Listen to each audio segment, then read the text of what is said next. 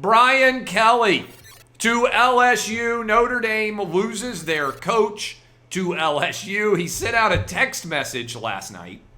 Brian Kelly scheduled to be introduced tomorrow.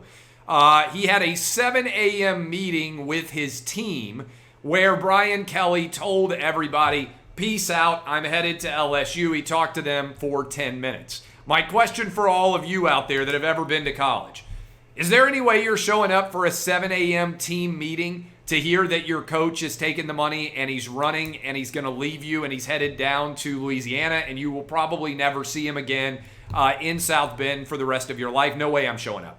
No way I am showing up for this meeting. I don't begrudge Brian Kelly at all for making this choice, or anybody who is a top coach. I don't begrudge Lincoln Riley leaving for USC, but let's talk about what's going on here. Coaches are, if they are at the apex of their profession, underpaid. And I've been arguing this for a long time. Those of you who have watched and listened to me know that I have advocated the Clay Travis dump truck of cash theory for a long time. Texas A&M did it with Jimbo Fisher to get him to leave Florida State. They're doing it now at LSU for Brian Kelly. They did it at USC for Lincoln Riley in order to get a successful coach to leave. Pretty much the only reason that you're going to be able to do that is cold, hard cash. And you have to make a coach an offer that they cannot refuse. Mel Tucker got that offer at Michigan State. James Franklin got that offer at Penn State. So much money that they can't say no. That's the way the world works. And I've been arguing for a long time that Nick Saban is wildly underpaid. And people say, well, what do you mean by that? Nick Saban should be making $50 million a year. Because if he is the head coach of your program, he pretty much can guarantee you a national championship. In other words, Nick Saban took over the University of Tennessee tomorrow. Do you think he would win a national championship at Tennessee in the next 5 years? I do. Do you think Nick Saban would win a national championship in the next 5 years at Michigan? I do. Do you think Nick Saban would win a national championship in the next 5 years at USC? I do. If he took over any top 25 program, I think Nick Saban could win a national championship there. That's because Nick Saban is the best at what he does. The impact that Nick Saban has had on the University of Alabama is far beyond what he has been compensated. What happens in college football, and has happened for a long time, is instead of paying the coaches that deserve premiums, and I would say Lincoln Riley does, I would say Brian Kelly does, I would say Dabo Swinney does, I would say Nick Saban does, Kirby Smart, maybe, depending on how he continues to perform, Ryan Day. There are relatively few coaches in that top 10 category that are deserving of monster contracts. What ends up happening is, let's use Coach O as an example.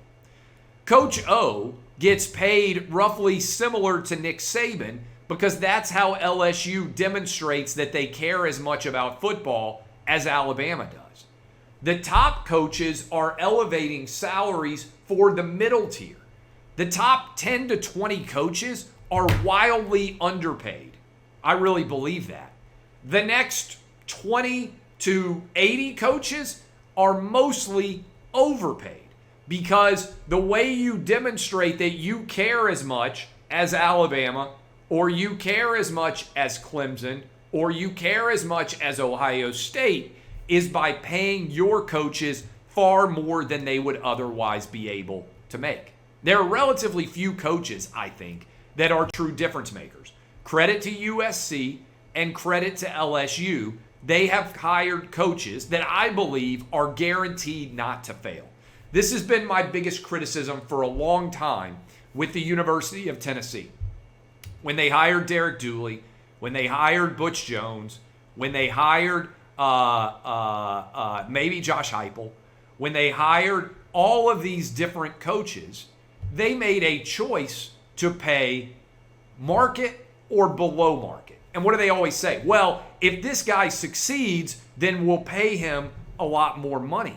My argument is, why not go ahead and pay a lot more money and guarantee yourself success? Because ultimately, success pays for itself in donations to the university, in ticket sales. As soon as you have an excited level of support for a new coach, fans buy tickets and immediately pay for whatever you had to pay that coach to come in. Now, this is only in college sports, because I think, for instance, in the NFL, your quarterback matters way more than your coach does. But in college, the quarterback is only there for a couple of years, even if he's great. What matters is the culture put in place by the head coach. Credit to LSU, credit to USC. I don't think they have overpaid. I think they have gotten guaranteed winners. They have set a high floor and also a high ceiling. Brian Kelly could win a national championship at LSU, just like Les Miles did, just like Coach O did. Now, I understand people are upset with the way these coaches leave, but that's a natural reality of what goes on right now when there's no non-competes. People say, how does this happen? The contracts don't matter. If a coach wants to leave, he can leave, and he can leave at any point, and he can go take over for a rival program. If Nick Saban wanted to, he could be the head coach of Oklahoma tomorrow. There's no other example out there where a highly paid CEO, because that's what a coach is, could leave one company and go to work for a competing company the next day and not even have to serve any non-compete at all. In general, I'm opposed to non-competes, but they exist almost everywhere. Tomorrow, I couldn't leave and go work at CNN or ESPN even if they wanted me, because I'm with Fox. That's what my contract requires. I couldn't leave my radio show and go work on another radio show outside of iHeart because I'm contractually signed up for the Clay and Buck show with iHeart. Imagine how much more money theoretically I could make if I have a good year, and 2021 has been a good year, and I could go out to the market every single year after I had a good year and say, hey, you want to have a successful radio show? You want to have a successful talk show host? I'm willing to do it. Be a good payday. But college athletics is unlike virtually anywhere else.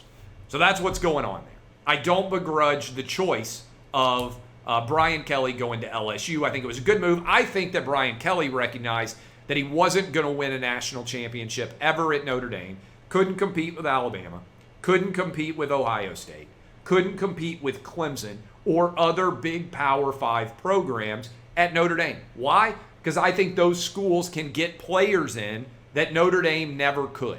And I think now Brian Kelly will be able to recruit a larger number of players. And by the way, that's not an indictment of Notre Dame. Notre Dame, Northwestern, Vanderbilt, Stanford, all of those schools, Duke, they have to have kids who are great athletes and also great students. That's relatively rare.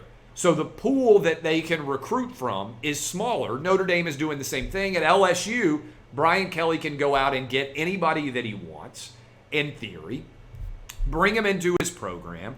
And if Les Miles could win a national title at LSU, and if Coach O could win a national title at LSU, I think there's every reason to believe that Brian Kelly will be able to win a national title at LSU as well. In the meantime, he's going to make a lot of money.